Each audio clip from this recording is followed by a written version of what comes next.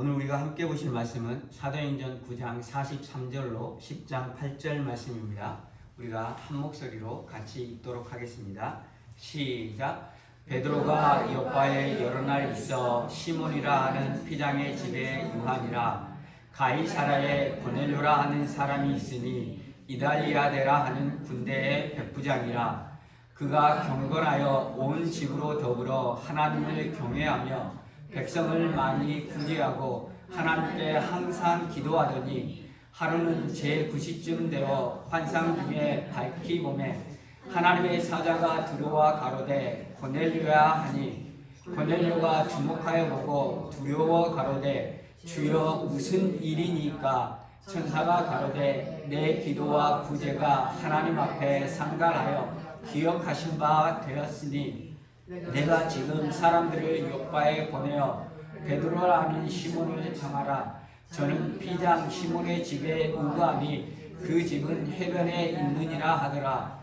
마침 말하던 천사가 떠나매 고넬료가 집안 하인 둘과 종졸 가운데 경건한 사람 하나를 불러 이 일을 다 고하고 요파로 보내니라. 아멘.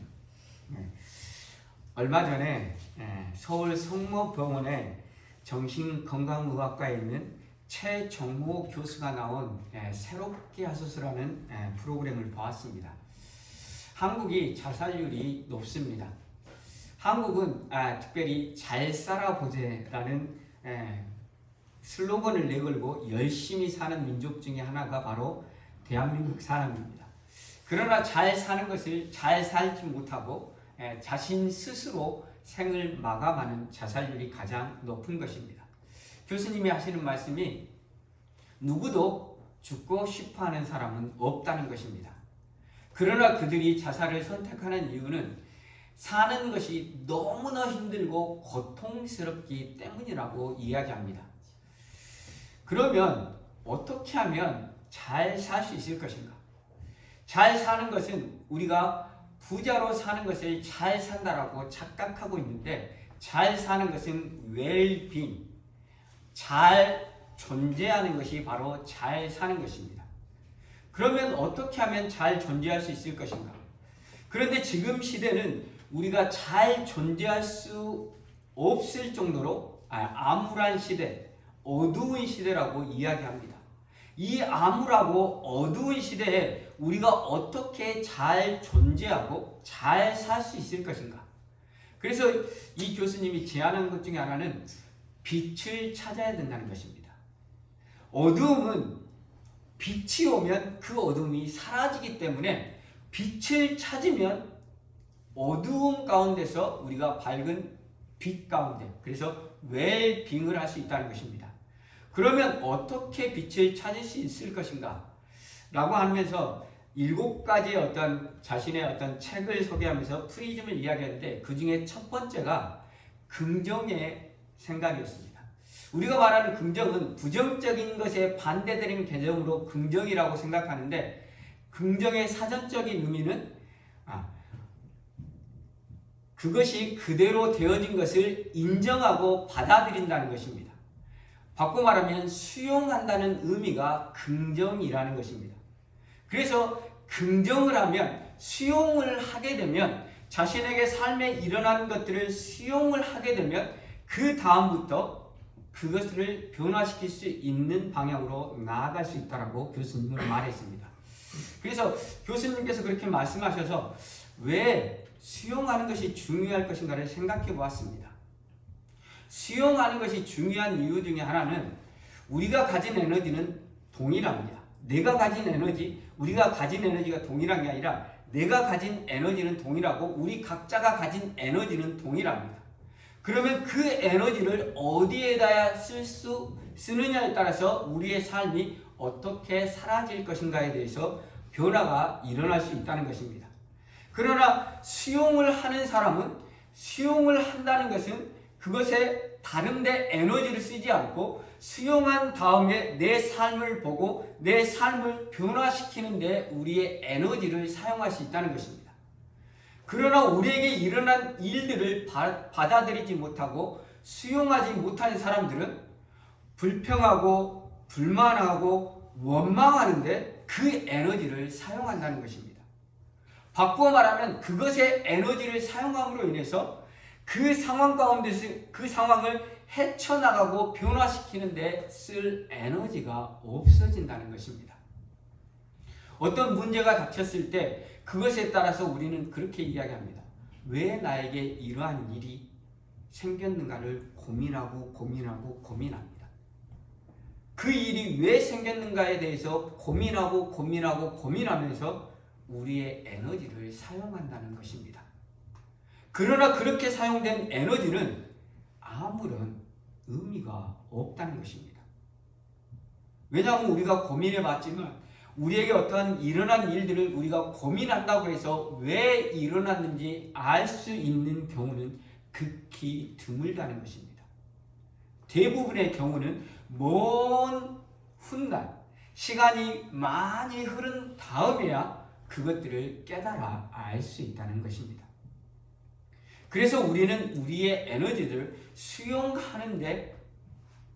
수용하고 나서 그 수용하는 자리에서 변화하는 대로 에너지를 사용할 수 있어야 된다는 사실입니다. 그리고 또한 우리는 하나님을 믿는 하나님의 자녀들입니다. 우리가 우리에게 일어난 일들을 그대로 수용해야 되는 이유는 바로 하나님의 말씀이 있기 때문입니다. 로마서 8장에 보면 우리가 알거니와 하나님을 사랑하는 자 곧 그 뜻대로 부르심을 입은 자들에게는 모든 것이 합력하여 선을 이루느니라. 우리는 하나님의 은혜로 하나님이 콕 집어서 너는 내 자녀라고 선택하셨습니다. 그리고 하나님의 한 번 선택된 하나님의 자녀는 하나님이 천국 가는 그 순간까지 끝까지 놓치지 않고 내가 너를 붙들어 주신다고 약속해 주셨습니다. 그래서 그 약속이 모든 것이 합력하여 선을 이룬다. 결국 우리의 구원은 이루어질 수밖에 없다는 것입니다. 그렇기 때문에 우리가 하나님을 믿기 때문에 지금 당장 우리에게 일어나는 내가 생각했을 때 일어나지 않으면 좋았을 것 같은 그러한 일들도 먼 여정 가운데 하나님께서 예비하신 일이라고 수용하는 것입니다. 그리고 그것을 수용하고 그것에서 하나님께서 어떻게 살아가야 될 것인 것을 고민하고 그것에 에너지를 써야 한다는 것입니다. 또 한 가지는 빌립보서 4장에 보면 내게 능력 주시는 자 안에서 내가 모든 것을 할 수 있느니라. 하나님의 능력이 우리에게 부어짐으로 말미암아서 우리가 어떠한 상황에 처하든지 간에 그 상황을 견뎌내고 이겨낼 수 있는 능력이 우리에게 주어졌기 때문에 우리는 우리에게 주어진 모든 상황들을 수용해야 한다는 것입니다. 이것이 하나님을 믿는 자들의 자세이고 이렇게 우리에게 주어진 상황들을 수용하고 하나님을 믿는 믿음 가지고 나아갈 때 우리의 삶이 하나님이 기뻐하시는 삶으로 나아갈 수 있다는 사실입니다. 그래서 우리의 삶이 하나님이 기뻐하시는 삶, 하나님께서 우리에게 주시는 모든 것에 감사하며 나아가는 삶을 살 수 있는 것입니다. 하나님께서 가장 금하시는 단어가 무엇입니까? 불평과 원망입니다. 왜 불평과 원망을 금하시는 것입니까? 하나님이 우리의 주인이시고 하나님의 우리의 인생을 한치의 오차 없이 인도하고 계시는데 불평과 원망은 우리가 그것을 믿지 못한다는 불신의 소리이기 때문입니다. 사랑하는 성도 여러분, 모든 것을 하나님께서 우리의 한치의 오차 없이 인도하신다는 사실을 믿으시기를 바랍니다. 그러므로 내 생각에 지금 당장 어렵고 힘든 순간이 다가올지라도 그것에 좌절하거나 절망하거나 분노하거나 그것에 하나님을 원망하지 마시기를 바랍니다. 오직 수용하고 그 자리에서 하나님의 자녀로서 어떻게 살 것인지를 고민할 수 있는 저와 여러분이 되기를 간절히 소원합니다. 오늘은 고넬료에 대한 이야기입니다. 고넬료에 대해서 1절에서 이렇게 소개하고 있습니다. 가이사라에 고넬료라 하는 사람이 있으니 이달리아데라 하는 군대의 백부장이라.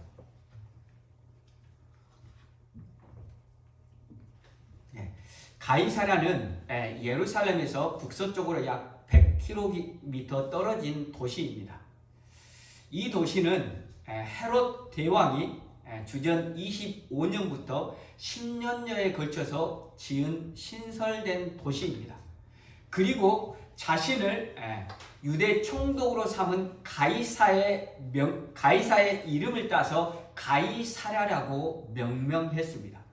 그리고 가이사라는 당시 유대 지역의 중심지의 역할을 했습니다. 그래서 가이사랴에 로마 군대가 머물러 있었고 그 로마 군대의 이름이 바로 이달리아데였습니다. 그리고 이달리아데의 군대의 백부장으로 고넬료라는 사람을 소개하고 있습니다. 그러므로 고넬료는 로마인이고 백부장이었습니다.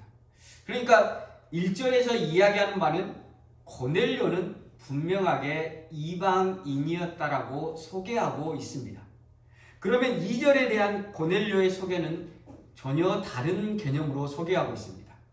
그가 경건하여 온 집으로 더불어 하나님을 경외하며 백성을 많이 구제하고 하나님께 항상 기도하도록. 2절에서의 소개되는 고넬료는 이방인의 모습이 아니라 전혀 다른 하나님을 믿는 자의 모습으로 고넬료를 소개하고 있습니다. 경건하여 하나님을 경외하며 백성을 많이 구제하고 하나님께 항상 기도한 고넬료라는 것입니다. 1절은 고넬료의 외적인 소개라고 한다면 2절은 고넬료의 내적인 소개입니다. 고넬료는 외적으로 처음부터 끝까지 로마 시민으로 태어나서 로마 시민으로 로마 군인으로 로마 백부장으로 바꿔 말하면 이방인이었습니다. 그러나 고넬료는 내적으로 경건하여 하나님께 헌신했고 하나님을 경외하며 하나님께서 원하시는 그 백성들을 구제했던 사람이고 항상 하나님께 기도했던 사람입니다. 그는 외적으로는 이방인이었지만 그는 내적으로는 이스라엘, 참 이스라엘이라고 말할 수 있었습니다. 외적으로 이방인이었던 고넬료, 그러나 내적으로 참 이스라엘이었던 고넬료, 그 고넬료를 하나님은 중심을 보셨습니다. 우리 인간들은 외모를 보지만 하나님은 중심을 보신다는 것입니다. 하나님은 중심을 보시기 때문에 하나님이 고넬료를 보라고 할 때 고넬료는 이방인으로 바라봤기보다는 하나님의 자녀로 참 이스라엘로 하나님은 고넬료를 바라보았다는 사실입니다. 오늘 우리들은 그리스도인입니다. 그리스도인으로서 그리스도인의 외적인 표식으로 우리가 이 자리에 모여서 예배를 드리고 있습니다. 그렇다면 그리스도인으로서의 우리의 내적인 정말로 하나님이 우리의 중심을 보실 때 너가 그리스도인인가라는 질문을 우리 스스로에게 던진다고 한다면 여러분의 대답은 어떻습니까? 최소한 우리 안에 하나님의 법과 세상의 법을 싸우고 충돌하는, 그래서 사도 바울의 말을 빌리자면 내 안에 성령의 법과 육신의 법이 싸우는 그러한 모습들이 우리 안에 있기를 바랍니다. 그래서 세상 풍조에 흘려서 세상 흘러가는 대로 죽은 고기처럼 물에 휩쓸러 다니는 그러한 모습이 아니라 어떻게든지 살아있는 고기가 파도를 거슬러 올라가려고 발버둥 치는 것처럼 우리의 삶의 영역 속에서 하나님의 자녀답게 살아가기 위해서 애쓰고 노력하는 모습이 우리 안에 있기를 바랍니다.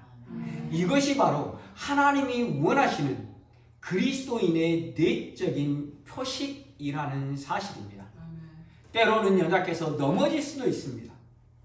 그러나 그러함에도 불구하고 우리 안에 있는 하나님을 향한 사랑, 하나님께서 우리를 구원하신 그 사랑으로 인해서 하나님의 자녀답게 살려고 하는 몸부림침이 우리 안에 있기를 간절히 소원합니다. 그러한 표식을 가지고 늘 하나님께 조금씩 나아가는 저와 여러분이 되기를 간절히 소원합니다. 고넬료는 이방인이었습니다. 그러므로 인해서 이방인이었기 때문에 다른 유대인들과 하나님의 믿는 자들과 교제할 수 없었습니다. 그래서 고넬료에 대한 소개도 그 온 집으로 더불어 하나님을 경외하며라고 이야기하고 있습니다. 우리 다른 데 모여서 회당에 모여서 믿음을 나누고 어떠한 은혜들을 나누는 그러한 삶이 아니라 온 집으로 더불어 하나님을 경외했다라고 이야기하고 있습니다. 어떻게 보면 고넬료가 신앙을 유지하기가 대단히 쉽지 않았을 거라고 생각되어집니다. 우리는 매주 이렇게 함께 모여서 예배를 드리고 같이 찬양하고 그리고 제가 새벽 말씀도 보내고 같이 어떠한 교제 가운데 있기 때문에 우리는 우리의 신앙을 그래도 나름 유지할 수 있지만 아무것도 없고 혼자 떨어져 있다라고 생각해 보면 그게 한 달, 두 달, 1년, 2년 이렇게 되면 그 신앙을 유지하기가 결코 쉽지 않을 것입니다. 그럼에도 불구하고 고넬료가 계속해서 하나님을 경외하며 하나님의 어떠한 내적인 참 이스라엘로 설 수 있었던 것 중에 하나는 항상 기도했기 때문입니다. 하나님께 항상 기도했기 때문에 그 기도를 통해서 하나님께서 부어주신 그 은혜를 계속해서 경험했기 때문에 그의 신앙이 식어지지 않고 계속해서 경건하며 하나님을 경외하는 삶을 살 수 있었다는 것입니다. 오늘 3절에서도 그가 기도하는 중에 하나님의 사자를 만났습니다. 하루는 제9시쯤 되어 환상 중에 밝히 보매 하나님의 사자가 들어와 가로되 고넬료야 하니 하루는 제9시쯤 되어 제9시는 오후 3시입니다. 이걸로 추정해 볼 때 고넬료는 시간을 정해놓고 하나님 앞에 기도하던 사람이었다라고 볼 수 있습니다. 그래서 고넬료가 그의 신앙을 유지할 수 있었던 것은 항상 하나님 앞에 기도했고 또한 그 항상 기도하는 데 있어서 중요한 것 중에 하나는 시간을 정해서 기도했다는 것입니다. 그날도 제9시쯤 되어 오후 3시가 되어서 기도하는 중에 환상을 통해서 하나님의 사자를 보았습니다. 그리고 그 사자가 고넬료에게 이야기합니다. 4절입니다. 고넬료가 주목하여 보고 두려워 가로되 주여 무슨 일이니까? 천사가 가로되 내 기도와 구제가 하나님 앞에 상달하여 기억하신 바가 되었으니. 고넬료의 기도와 구제가 하나님 앞에 상달되었다고 이야기하고 있습니다. 하나님 앞에 상달되었다는 의미는 하나님께서 받으셨다는 의미입니다. 하나님께서 받으셨다는 의미를 다른 말로 하면 하나님의 생명책에 고넬료의 이름이 기록되었다는 의미와 동일하다는 것입니다. 고넬료는 이방인이었습니다. 고넬료는 할례받지도 않았습니다. 고넬료는 이방인이었고 할례받지도 않았고 하나님으로부터 받은 그러한 어떠한 외적인 표식도 없었지만 그 마음 중심에 하나님을 경외하고 하나님을 섬기는 그 마음으로 인해서 고넬료는 하나님께 이름이 기록된 바 됐고 하나님의 생명책에 그 이름이 기록되었다는 사실입니다. 그리고 우리가 여기에서 하나 더 생각해 볼 것은 기도와 구제입니다. 우리가 기도하는 이유는 무엇 때문에 기도하는 것입니까? 기도하는 것은 하나님께서 말씀으로 주신 우리의 어떠한 것들을 행하기 위해서 기도하는 것입니다. 우리에게 어떠한 감동을 주셨을 때 우리가 그것을 하려고 결단을 합니다. 그러나 막상 돌아가면 그것을 할 때보다 하지 못할 때가 많습니다. 하나님께서 주신 감동의 말씀들을 우리가 행하기 위해서 기도하는 것입니다. 그래서 기도는 힘이라고 이야기합니다. 하나님께서 힘을 주시고 하나님께서 능력을 주실 때만 우리가 행할 수 있기 때문입니다.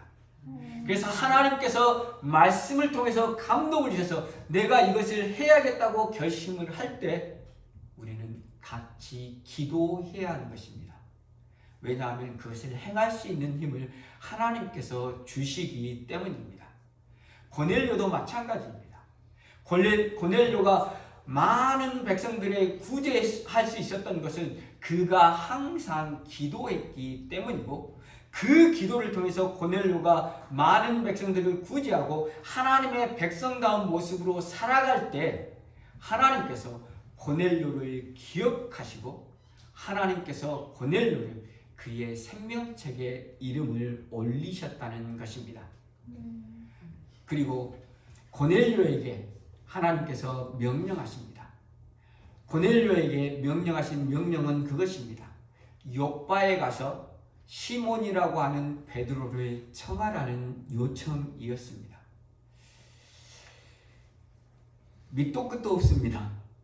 그냥 욥바에 가서 시몬이라 하는 베드로를 불러오라는 것이었습니다. 왜 불러와야 되는지, 불러오고 나서 무엇을 해야 되는지에 대해서 아무런 언급이 없습니다. 그리고 고넬료도 그 내용들을 전혀 몰랐습니다. 베드로가 고넬료의 청을 받고 고넬료의 집에 왔을 때 고넬료가 이야기합니다. 하나님께서 당신을 청하라 해서 청했다라고. 그러면 이제 당신이 하나님께서 받은 대로 행하라고 이야기를 합니다. 그 말은 바꿔 말하면 고넬료는 베드로를 청하라는 그 말만 들었을 뿐 그 이외에 아무것도 모른다는 사실입니다. 베드로를 통해서 일어날 일에 대해서 아무것도 모르고 고넬료는 그저 순종했다는 사실입니다. 고넬료는 하나님의 명령에 순종해서 자신의 하인 둘과 종졸 하나를 베드로에게 보냅니다. 그리고 베드로를 통해서 그 온 가족이 구원을 받게 됩니다. 고넬료의 구원의 사건은 고넬료 가정을 보면 그 온 가정이 구원을 받으니 얼마나 큰 기쁨의 날입니까? 그러나 큰 그림을 보면 고넬료의 가정의 구원은 보다 큰 구원의 역사에 한 획을 긋고 있다는 사실입니다. 고넬료의 성령 임재와 고넬료의 베드로가 세례를 준 그 사건을 통해서 이방인에게 복음이 자유스럽게 증거되는 데 사용되고 있다는 사실입니다. 바꿔 말하면 고넬료는 아무것도 몰랐습니다. 단순히 베드로를 청하라는 그 명령에 순종했을 뿐이지만 고넬료의 그 순종을 통하여서 하나님은 온 세계의 구원 역사의 한 획을 긋는 사건으로 하나님은 일구어 나가신다는 사실입니다.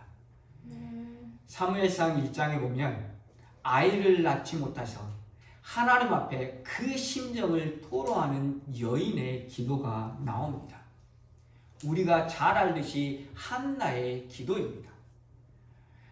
자신은 아이가 없어서 첩인 분인나로부터 마음이 격동되어서 하나님 앞에 아이를 주시라고 간절히 기도하는 한 여인의 기도와, 그리고 그 여인이 하나님께서 아이를 주시면 하나님께 바치겠습니다라고 서원하고 하나님께서 아이를 주셨을 때 그 아이를 하나님께 바칩니다. 그 바친 아이가 이스라엘의 암흑기 같은 그 시대에 이스라엘 백성들을 하나님께로 인도하는 위대한 선지자 사무엘이었다는 사실입니다. 한나는 그 사실에 대해서 전혀 알지 못했습니다. 단순히 자기에게 주신 하나님께서 내 기도를 들어주시면 내가 하나님 앞에 이것을 소원하고 이것을 순종하겠습니다라고 했고, 그 순종 위에 하나님께서 역사하셨다는 사실입니다. 우리의 인생이 그렇습니다. 우리의 인생은 한치의 앞도 모르는 인생이라는 사실입니다. 한치의 앞도 모르는 우리의 인생 가운데 하나님은 전능하신 하나님이시라는 사실입니다. 우리는 눈앞에 있는 것도 모르지만 하나님은 우리 인생을 전체를 다 펼쳐놓고 너가 어디 있어? 이제는 어디로? 이제는 어디로? 우리의 인생을 한치의 오차 없이 인도하시는 분이 바로 하나님이시라는 사실입니다. 그 하나님이신데 우리는 어떻습니까? 내 생각에 조금만 불편해도, 내 생각대로 이루어지지 않는 그 조그만 일에도 하나님 왜 이러셨습니까? 라고 원망하며 불평하는 우리의 모습은 아닙니까? 하나님은 우리의 인생 전체를 다 펼쳐놓고 우리에게 가장 좋은 길, 가장 필요한 길로 우리를 인도하시고 계시는데, 우리는 한치 앞도 모르는 우리 인생들이 내 생각에 맞지 않는다고, 내 뜻대로 되어지지 않는다고 하나님 앞에 불평하며 원망하고 있는 우리의 모습은 아닙니까? 우리가 우리의 삶들을 돌아볼 수 있기를 바랍니다. 우리에게 진정 믿음이 있습니까? 하나님을 믿는 믿음이 있습니까? 전능하신 하나님을 믿는 믿음이 있습니까? 전능하신 하나님이 나를 사랑한다는 믿음이 있습니까? 그 전능하신 하나님이 나를 사랑하사 나에게 가장 좋은 길로 인도하고 계신다는 믿음이 있습니까? 그렇다고 한다면 오늘 우리의 삶의 현장, 우리가 처한 그 자리가 우리에게 가장 좋은 자리, 가장 적당한 자리임을 믿음으로 고백하십시다. 그리고 그것을 믿음으로 수용하십시다. 그리고 그 자리에서 내가 무엇을 해야 될 것인지를 고민하십시다. 하나님은 우리의 작은 순종을 통하여서 하나님은 크게 역사하시는 분이 바로 하나님이십니다. 우리가 무엇이간데 하나님 앞에 큰 것을 해서 드릴 수 있겠습니까? 우리가 하나님 앞에 헌금을 한다고 해서 얼마나 많이 할 수 있겠습니까? 우리가 하나님 앞에 일을 한다고 해서 얼마나 많은 일을 할 수 있겠습니까? 우리가 할 수 있는 것은 아주 작은 것밖에 없다는 사실입니다. 오병이어, 물고기 2마리, 보리떡 5개를 드린 것과 같은 아주 작은 일밖에 우리는 할 수 없지만, 하나님이 우리가 하는 그 작은 일에 역사하심을 통해서 하나님은 크고 놀라운 일로 우리들을 사용하신다는 사실을 믿으시기를 바랍니다. 고넬료가 그랬습니다. 고넬료는 아무것도 몰랐습니다. 단지 베드로를 청하라는 그 말씀에 순종했을 때 고넬료를 통해서 온 세계의 복음화의 한 획을 긋는데 하나님은 고넬료를 사용하셨습니다. 오늘 우리의 작은 순종이 온 세계의 복음화의 기초가 될 수 있다는 사실들을 믿으시기를 바랍니다. 왜냐하면 하나님은 전능하신 하나님이시기 때문입니다. 우리에게 작은 일, 정말로 아무것도 아닌 일, 내가 주님을 생각해서 좋은 말 한마디 하는 것, 내가 주님의 마음을 품고 밥 한 끼 사주는 것, 내가 주님의 마음을 품고 다른 사람을 도와주는 그 작은 일이, 그 작은 일에 하나님께서 함께 하시면 크고 놀라운 일로 이루어질 것을 믿으시기를 바랍니다. 그러므로 인해서 우리가 오늘 함께 찬양하고 기도하기를 원합니다. 우리에게 믿음이 있기를 원합니다. 전능하신 하나님을 믿는 믿음이 있기를 원합니다.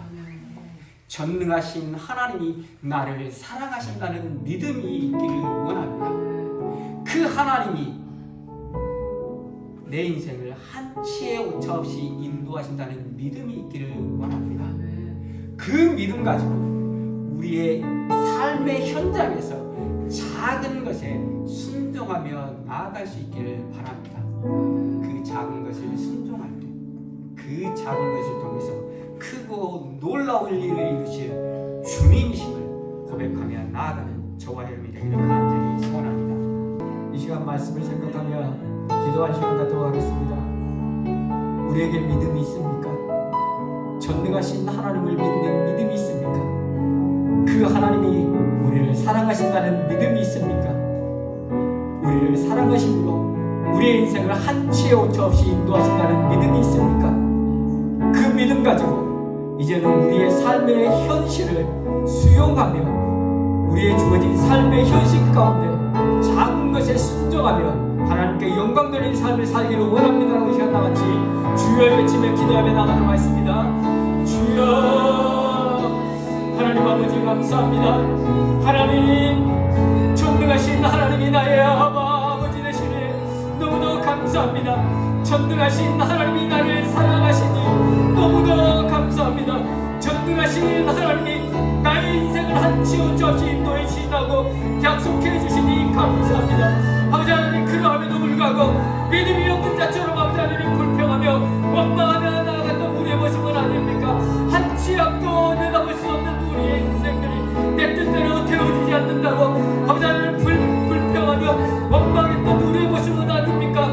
아버지 하나님 우리가 다시 한번 눈을 들어 믿음을 갖게 하여 주시옵소서. 전능하신 하나님을 바라보는 믿음을 갖게 하여 주시옵소서. 전능하신 하나님이 우리의 인생을 한치 오차 없이 인도하신다는 믿음을 갖게 하여 주시옵소서.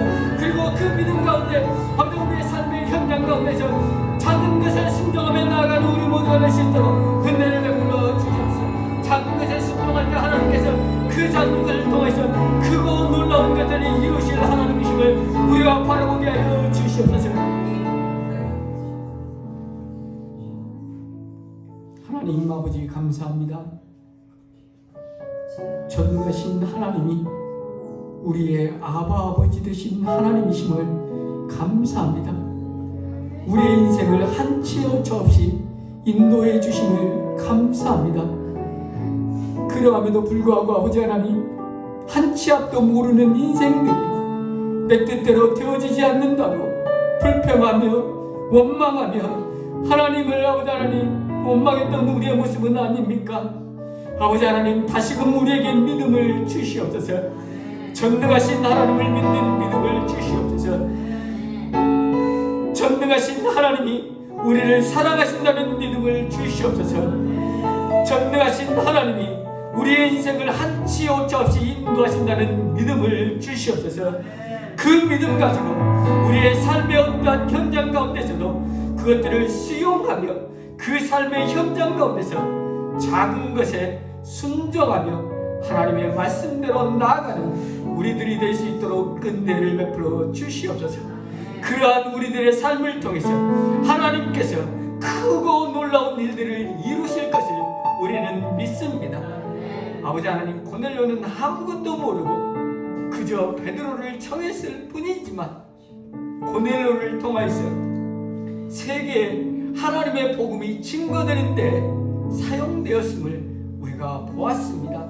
아버지 하나님, 우리의 일상의 삶 가운데서의 아주 작은 순종, 하나님을 사랑해서 드리는 그 작은 순종을 하나님 기억하시고 그것을 통하여 하나님 크고 놀라운 일들을 경험하는 우리 모두가 될 수 있도록 은혜를 베풀어 주시옵소서. 그래서 아버지 하나님, 우리의 믿음이 날로 하나님께로 나아가는 그러한 믿음이 될 수 있도록 은혜를 베풀어 주시옵소서. 모든 것에 감사하며 예수 그리스도의 이름으로 기도합니다.